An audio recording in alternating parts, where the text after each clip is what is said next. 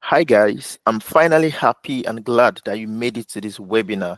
This webinar promises to be inspiring, to contain some quick information that you can apply just within few short while and get result. Yeah, if you can stay to the end of this webinar, I'll show you 5 action steps you can do to change it from where you are at the moment to where you'd like to be. So in this webinar, I'm going to review 5 hidden reasons you are stuck in a low paying jobs in the UK and how you can break free from them. These are the things that affected me while I was trying to change my career. But then again, I'm putting this together to show you exactly how I was able to navigate it. All right, come with me. So the first shocking truth I discovered was this. This was directly from gov.uk website that says occupational downgrading.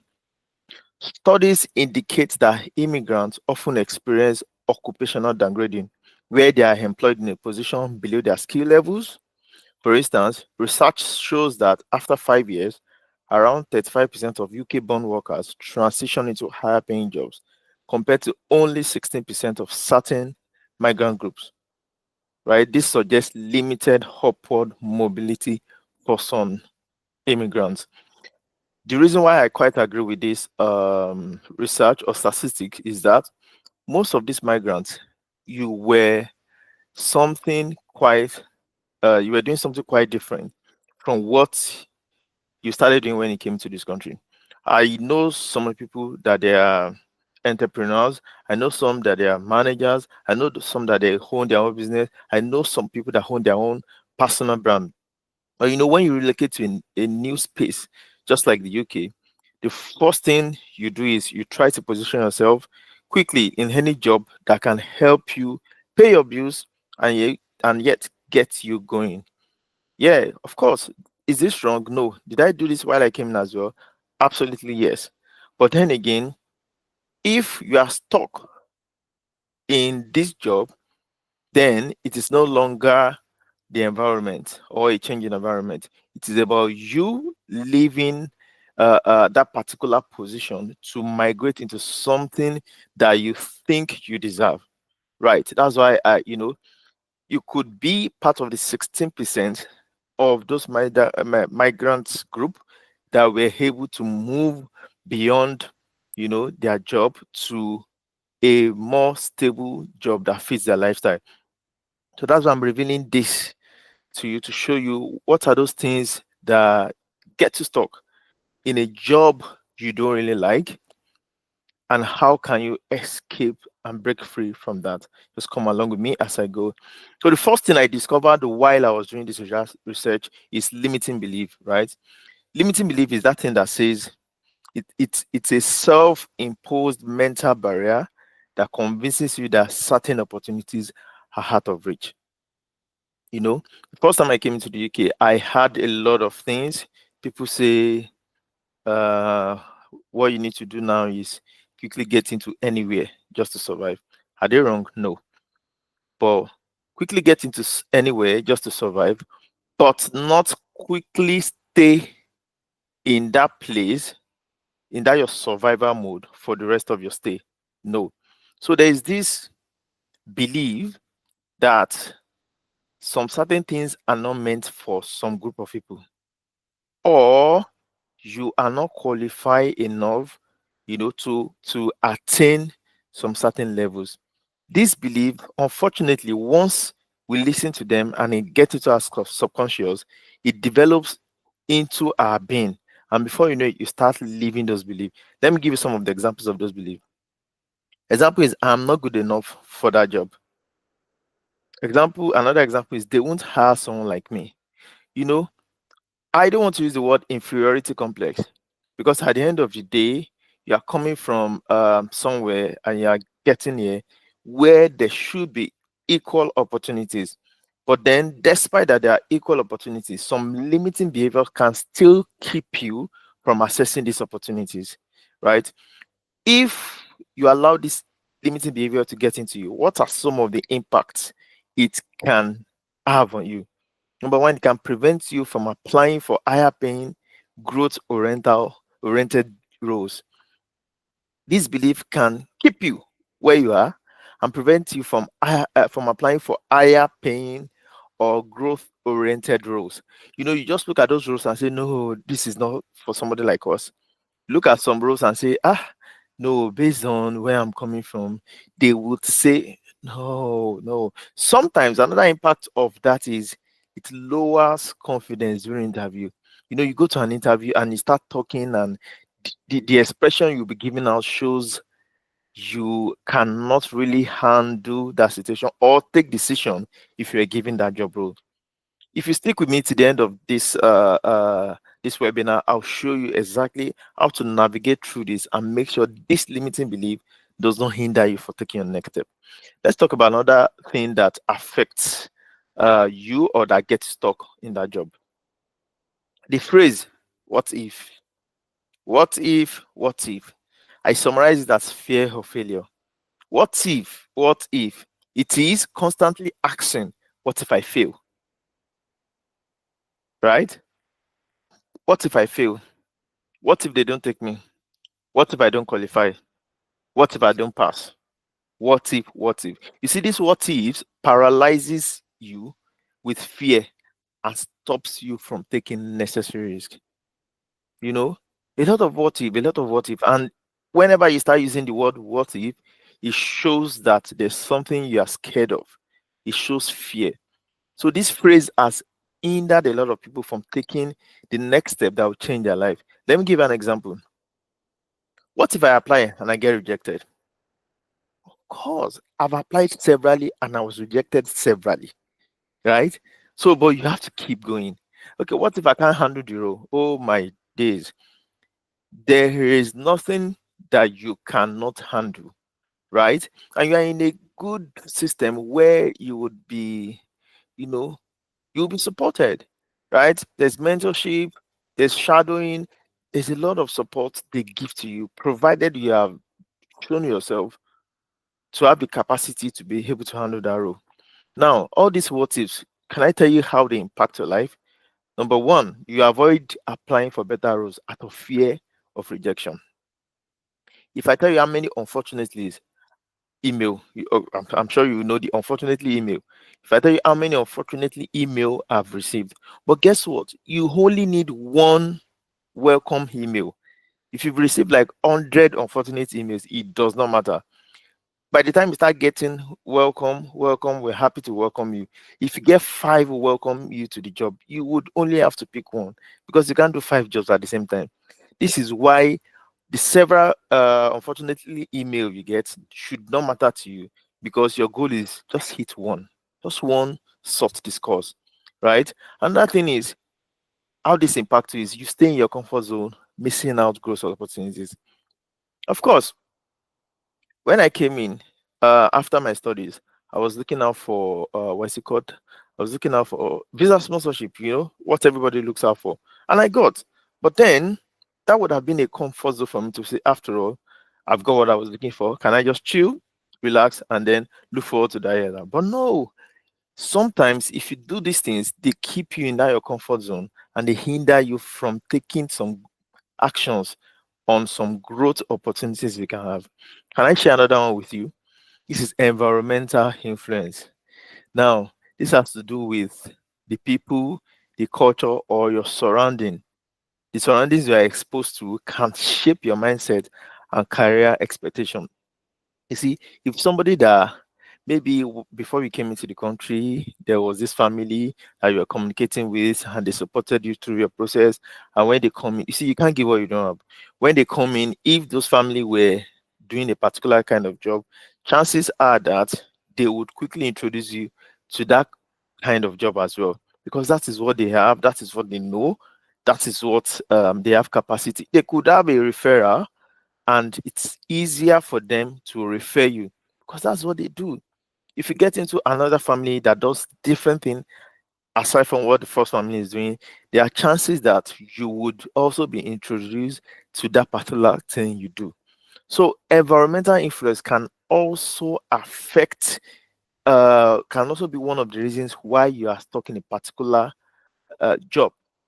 I am not able to look outside that particular phase to say, Is there something I can do differently that can take me out of this job to something else I would like? Yeah. So environmental influence also plays a huge role. Let me give you some example. Family or friends telling you play it safe or just settle. Yeah, you can have advice from people that have been in the country for several years before you came in.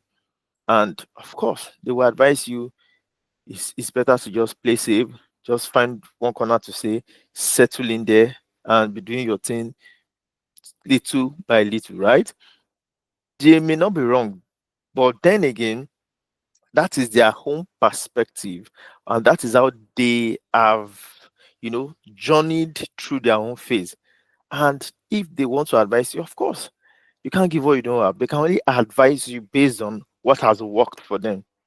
Some other examples are some social circles lacking ambition or career goals.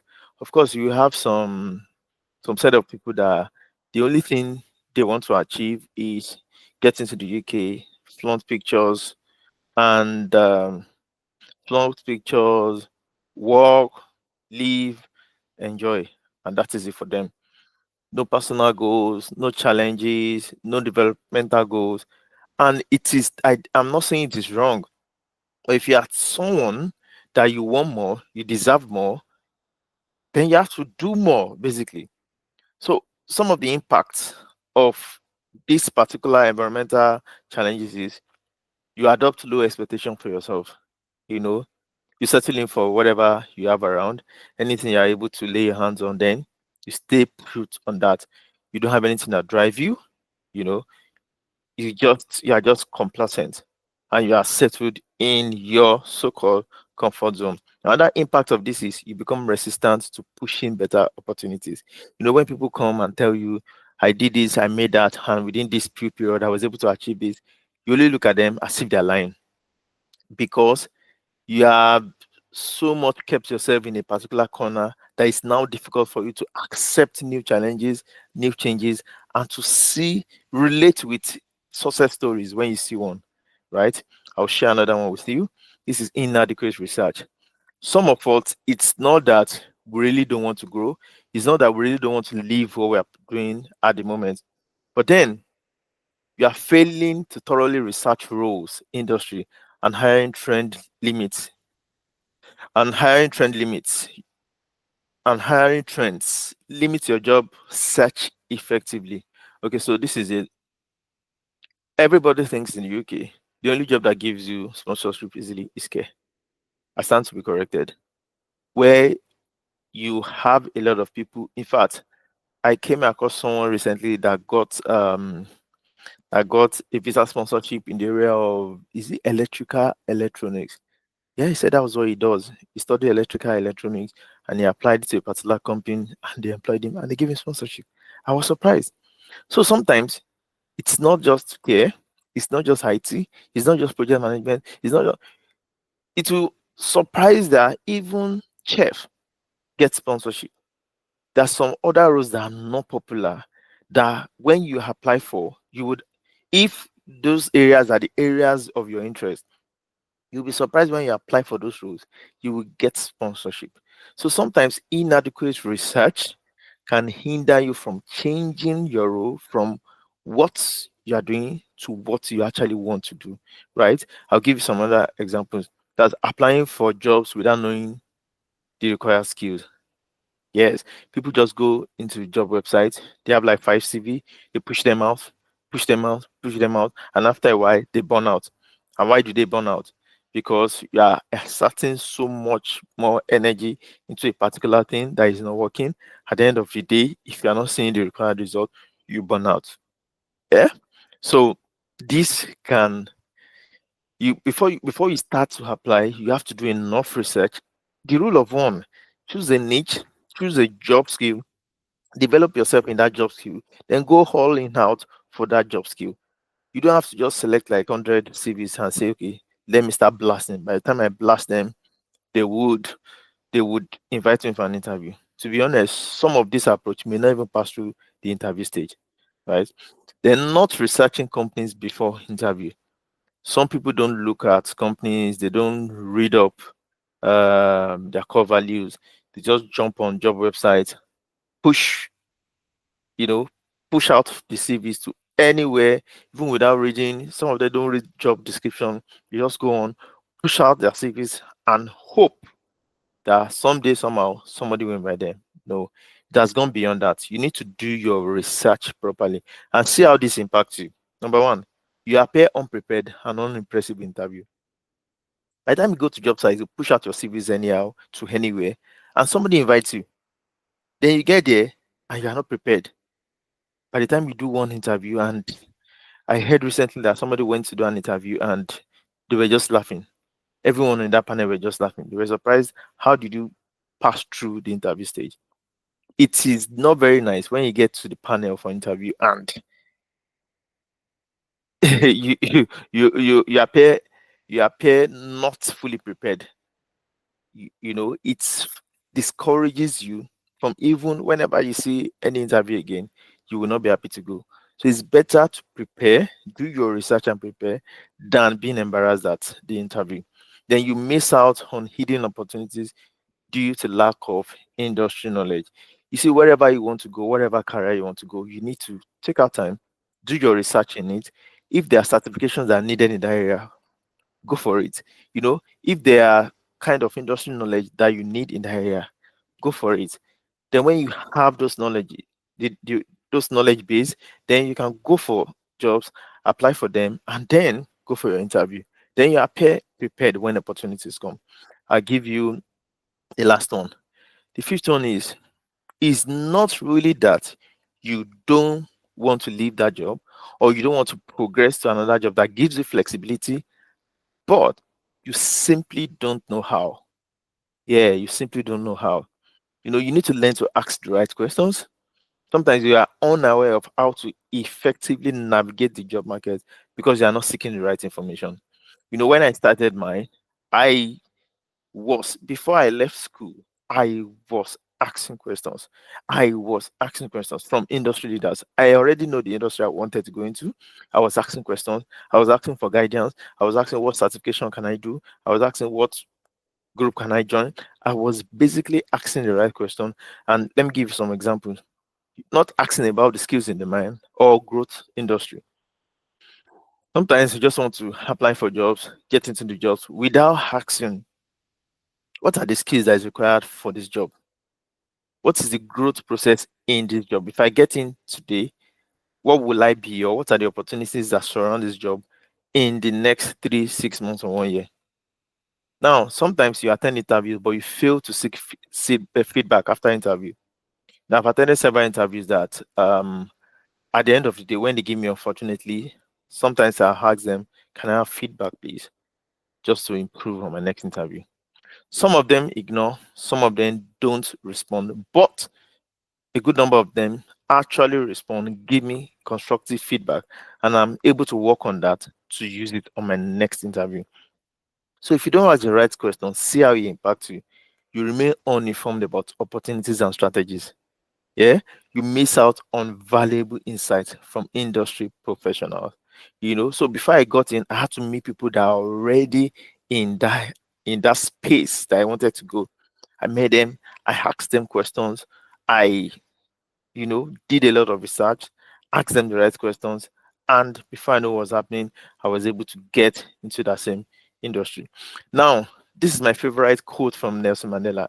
He says, it always seems impossible until it is done.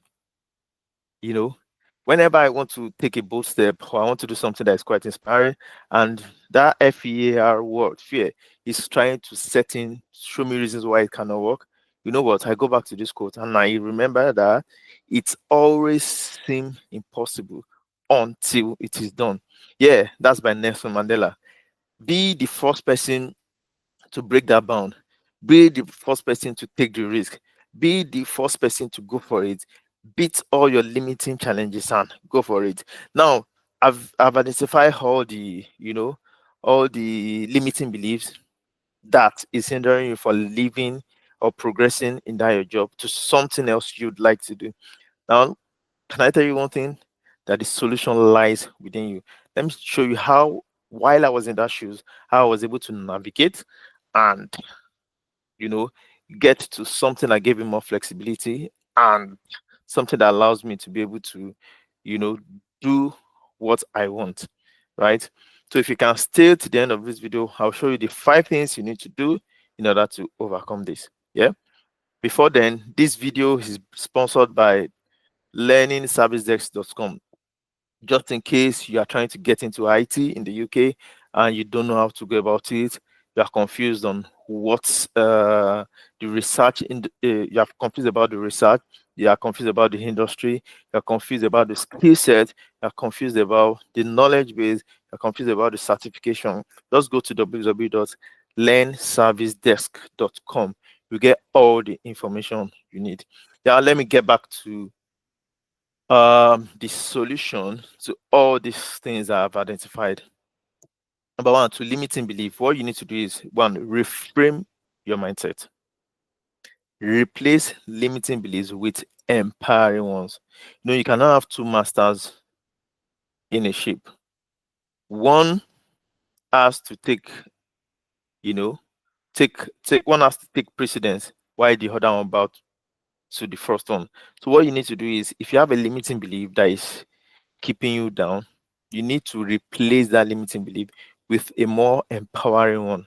For example, I have valuable skills that employers need. For kind of like before you came into this country, you were working in a place, you were highly skilled, you were employed. So why would you change your location and then what happened? All of a sudden, this belief now came into you that is telling you that you are not enough. No, you have to replace that belief with I have valuable skills that employers need. Then, two, you have to use affirmations and evidence. Review your achievements to challenge your self doubt. Sometimes you need to recall back, sit down, look at yourself, look at the challenges you faced in the past, look at how you're able to surmount them. Then use that same evidence and words of affirmation to review your achievements to challenge your self doubt. I'll go to the next one, the phrase of what if, what if, what if. Reframe the what if questions. Instead of what if I fail, ask yourself, what if I succeed? There is this joy you get when you ask the right question. Fear only gives you things that are negative, but the time you replace and you reframe them, you get things that are positive, and those things allow you to take the next leap, right? So reframe the what if questions. Instead of what if I fail, ask yourself, what if I succeed? What if it works out? What if everything works fine as I planned? you know Make it positive, and guess what, it will work for you. Shift your focus to learning. Even if you fail, you gain experience that improves your next attempt. Like I said, I've done a lot of interviews, and when I get there and get the unfortunately, some of them I write them back after the email to say, can I have feedback please, so I can use it in my next job search. And when they provide those feedback, shift my focus to learning. See, I review those feedback, gain experience that improved me for my next interview, right? The third one says the environmental influence. Audit your environment. Surround yourself with growth minded people. Because you are stuck in a job now, it shouldn't stop you from looking at online platforms, join networking events, join online groups that talk positively about what you want to achieve. First thing is identify what you want to achieve. Then look out for groups that helps you, support you to achieve what you want to achieve. I'm an associate member of British Computer Society, and I got in there even because before I got my job. And that the reason was that I needed to be in an environment, I needed my mental space to register in an environment where I want to go. So before I got there, I was already a member of British Computer Society, an associate member. I was already listening to some of the opportunities they have there, some of the discourse in that group, and what have you. I was able to easily move, right? Learn from achievers, follow and connect with people who have successfully navigated in the UK job market. You can't do it alone. Trust me, you can't do it alone. You need to identify mentors. You need to identify people that are actively in that role that you want to achieve. Then this will help you battle the negative effect of environmental influence. So when you surround yourself with the right people, you would also become the right person. So the fourth one is inadequate research. To the problem of inadequate research, do in-depth research. Use your LinkedIn, use Glassdoor, job boards to understand your employer expectation. Learn about the industry trend and certification. Tailor your application, customize your CVs and cover letters with relevant keywords and insights from your research. You see, when you apply for jobs, before you even get past the stage of interview, there are some keywords. We have so many tools now. There are some keywords that pick, there are some tools rather that pick some keywords in your interview and automatically qualifies you as a candidate that is adequate for that job. So what do you need to do? Do appropriate research, right? Look for the industry trend, right? Then learn about the certifications that are necessary in that industry. Then tailor your CV.